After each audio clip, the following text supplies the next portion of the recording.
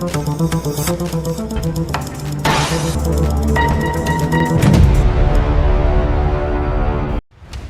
मानुष के हाथ में सत्ता सिद्ध संसाधन की चाबी। मराठा आरक्षण को लेकर महाराष्ट्र भर में आंदोलन। महाराष्ट्र में कई दिनों से मराठा आरक्षण को लेकर आंदोलन चल रहे हैं। मराठा आरक्षण को लेकर आंदोलन अब हिंसा में बदलने लगा है। प्रदर्शनकारी सरकारी संपत्तियों को नुकसान पहुंचा रहे हैं, जगह जगह प्रदर्शन कर रहे हैं। मराठा आरक्षण की आग महाराष्ट्र भर में फैल रही है। महाराष्ट्र में मराठा आरक्षण को लेकर आंदोलन अब हिंसा में बदलने लगा है। प्रदर्शनकारी सरकारी संपत्तियों को नुकसान पहुंचा रहे हैं। प्रदर्शनकारियों ने सरकारी बसों को भी निशाना बनाया है। इसके बाद पुणे से भीड़ और लातूर जाने वाली बसों को फिलहाल रोक दिया गया है। इतना ही नहीं, आंदोलनकारियों ने भीड़ जिले के मझगांव में अजित पवार गुट के एनसीपी विधायक प्रकाश सोलंकी का बंगला फिर फूंक दिया है। इस बंगले में खड़ी 8 से 10 गाड़ियां भी जलाकर राख कर दी गई। सियासत उफान पर है। मराठा आरक्षण पर जोर शोर से सियासत शुरू हो गई है। एनसीपी नेता सुप्रिया सुले ने मराठा आरक्षण की मांग को लेकर चल रहे आंदोलन के दौरान भड़की हिंसा के बाद डिप्टी सीएम देवेंद्र फडणवीस और सीएम शिंदे से इस्तीफा मांगा है। अब यह आंदोलन हिंसक हो चला है। सोमवार को कई जगह हिंसक प्रदर्शन हुए।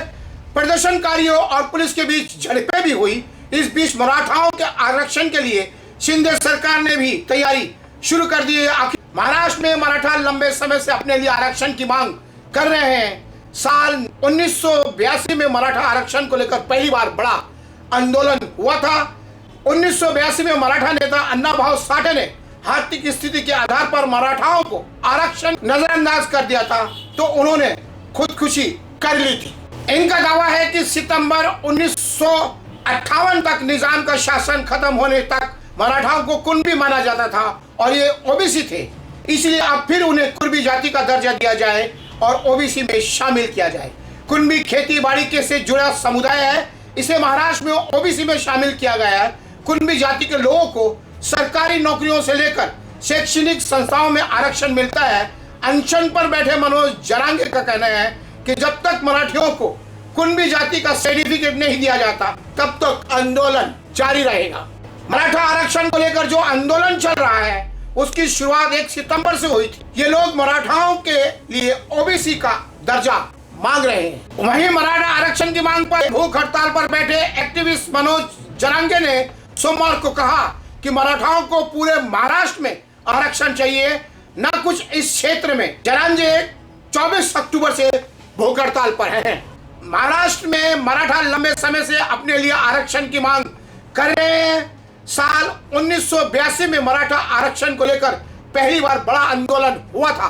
1982 में मराठी नेता अण्णा साहेब पाटिल ने आर्थिक स्थिति के आधार पर मराठाओं को आरक्षण देने की मांग को लेकर आंदोलन किया था। सरकार ने उनकी मांग को उस वक्त नजरअंदाज कर दिया था, लेकिन अब तुल पकड़ लिया है और महाराष्ट्र भर में इस मराठा आंदोलन को लेकर आग सुलग रही है। मराठा आरक्षण आंदोलन उफान पर है। वहीं संभाजी ब्रिगेड के परवीन गायकवाड़ ने इकाई के तौर पर बताया गया है जो लोग महाराष्ट्र में रहते हैं वो मराठा।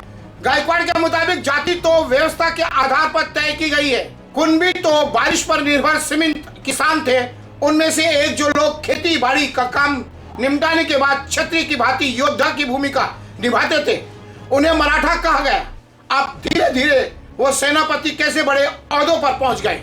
1 जून 2004 को रिटायर्ड जस्टिस SN खत्री की अध्यक्षता वाले राज्य बिछड़ा आयोग ने मराठा कुणबियों और कुणबी मराठाओं को ओबीसी श्रेणी में शामिल करने की मंजूरी दी थी। आखिर मराठाओं की मांग क्या है? मराठाओं में जमींदारों और किसानों के अलावा अन्य लोग भी शामिल हैं। अनुमान है कि महाराष्ट्र में मराठाओं की आबादी 33% के आसपास है। ज्यादातर मराठी भाषी होते हैं, लेकिन जरूरी नहीं कि हर मराठा ही हो। साल 2014 के चुनाव के पहले तत्कालीन मुख्यमंत्री पृथ्वीराज चौहान ने सरकारी नौकरियों और शैक्षणिक संस्थाओं में मराठाओं को 16% आरक्षण देने के लिए अध्यादेश लेकर आए थे, लेकिन 2014 में कांग्रेस एनसीपी गठबंधन की सरकार चुनाव हार गई और बीजेपी शिवसेना की सरकार में देवेंद्र फडणवीस मुख्यमंत्री बने। हालांकि नवंबर 2014 में बम्बई हाईकोर्ट ने इस अध्यादेश पर रोक लगा दी थी। फडणवीस की सरकार ने मराठा आरक्षण को लेकर एमजी गायकवाड़ की अध्यक्षता में पिछड़ा वर्ग आयोग बना।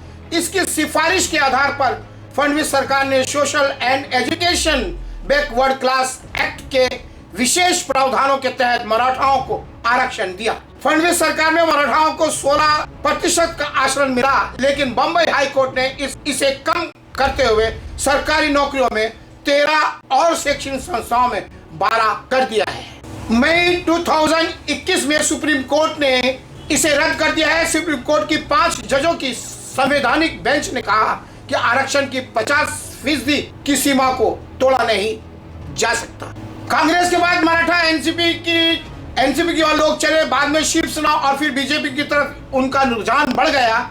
अनुमान है कि अब बीजेपी को मराठा कुणबी समुदाय से अच्छे खासे वोट मिलते हैं। मार्च 2021 में सुप्रीम कोर्ट ने कहा कि महाराष्ट्र में मराठा सामाजिक और राजनीतिक रूप से काफी सक्षम है। सुप्रीम कोर्ट ने कहा था कि महाराष्ट्र के 40% से भी ज्यादा विधायक और सांसद मराठा समुदाय से आते हैं।